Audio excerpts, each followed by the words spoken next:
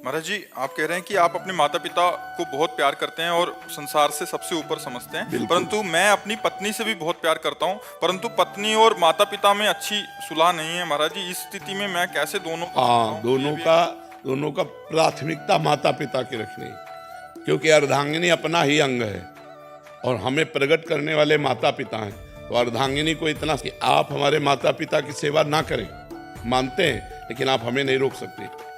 हम आपकी सुविधा, आपकी अनुकूलता आपको देंगे, लेकिन आप हमारे माता पिता की सेवा में अगर तनिक भी विरोध करते हैं तो हमारे आपके संबंध में विरोध हो जाएगा। माता पिता का त्याग नहीं कर सकते, ये जरूर आप में होना चाहिए। अगर ये नहीं है तो जो अपने माता पिता का त्याग कर दे पत्नी के कहने पर, फिर क्या है? फिर धर्म में वीरता नहीं रही। ऐसा नहीं होना चाहिए।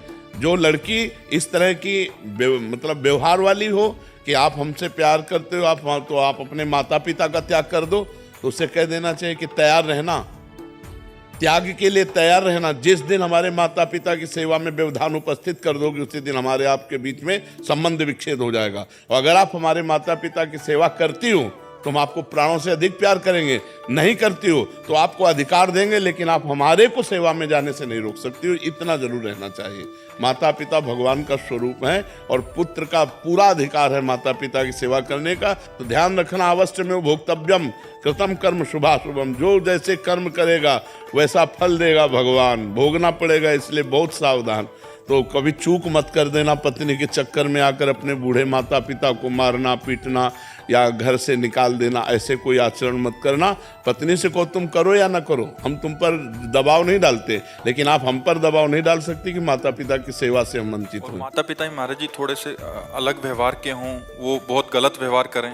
हाँ, तो उनको चाहिए, माता पिता को चाहिए कि बुढ़ापा आ रहा है, ज्यादा अगर उद्दंडता करेंगे तो दुर्गति को प्राप्त हो जाएंगे। बहू बेटा को अपना बेटा और अपनी बेटी के समान चाहिए। थोड़ा प्यार का व्यवहार करें, जिससे कम से कम उनको चाय और नाश्ता मिल जाए। अगर माता पिता करने लायक है और वो बहू बेटा से सेवा नहीं कराते हैं, बहू बेटा से ईर्ष्या करते हैं, तो बेटे को चाहिए कि दूर से देखता रहे, उनकी सेवा में भले न जाए। लेकिन जिस दिन वो ऐसी स्थिति को प्राप्त हो कि वो अपनी सेवा करने लायक ना हो, उस दिन वो गाली दे तो भी उनकी सेवा करनी चाहिए। माता पिता की तो भी सेवा करनी चाहिए, क्योंकि वो बुजुर्ग हैं, उनका दिमाग स्थिति 60-70 के बाद जो है मानसिक स्थिति बिगड़ जाती है। अगर वो गाली देते हैं, वो निंदा करते हैं, तो हमें ये बात नहीं माननी, हमें उनकी सेवा करनी है। और अगर वो स्वस्थ हैं, अपने आप सेवा कर लेते हैं, खा पी रहे हैं, तो दूर से देखता रहे, खा पी रहे, आनंद से है, कोई बात नहीं। अगर 2-3 बेटा है महाराज जी? हाँ, तो उनमें से सब बेटाओं को चाहिए कि अपने माता पिता की सेवा के लिए अगर हिस्सेदारी ले लें, तीनों क्रम बाई क्रम सेवा करें। अगर तीनों में से ना करें तो एक तो तैयार हो जाए। यार, बूढ़े माता पिता को खवाने से क्या कमी होती है? दाता तो भगवान है, खूब अच्छे से देते हैं। जो माता पिता की सेवा करता है उस पर भगवान प्रसन्न हो जाते हैं, क्योंकि भगवान ने धर्म से प्रसन्न होते हैं। देखो, पुंडरीक जी अपने माता पिता की सेवा करते थे, तो विट्ठल भगवान स्वयं दर्शन देने के लिए महाराष्ट्र में आए थे कि नहीं आए थे? तो माता पिता की सेवा करने वाले को भगवत प्राप्ति निश्चित होती है।